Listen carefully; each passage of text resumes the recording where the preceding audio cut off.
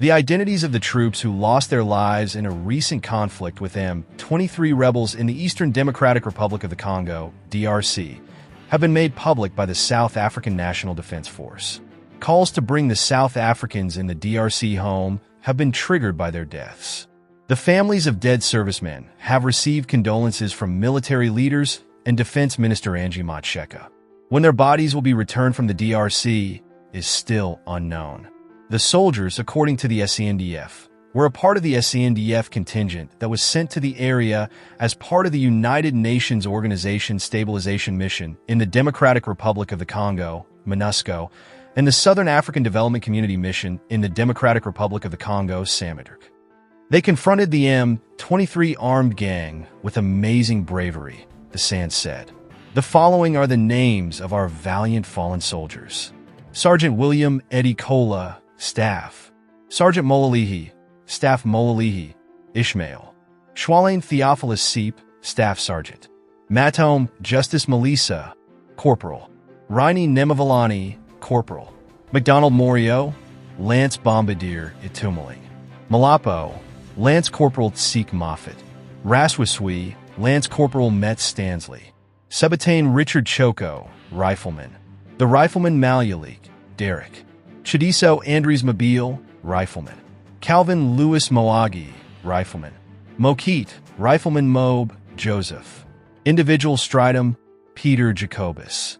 President Cyril Ramaphosa of South Africa has once again arrived in Harare, Zimbabwe, to take part in the extraordinary summit of heads of state and government of the Southern African Development Community, SADC.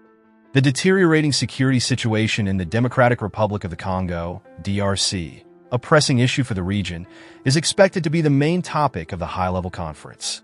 Regional leaders gather at the summit to talk about how to stabilize the war-torn Democratic Republic of Congo, where continuous bloodshed by armed rebel groups poses a danger to both peace and prosperity. Conflicts between government troops and several militant groups have intensified in recent months, resulting in large displacements and humanitarian disasters. South Africa's commitment to promoting diplomatic solutions and long-term peace initiatives has been reaffirmed by President Ramaphosa, a pivotal figure in regional peace efforts.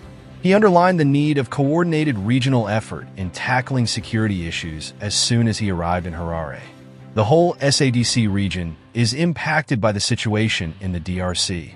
To develop long-term solutions that will provide stability, security, and peace to our continent, we must cooperate, he said.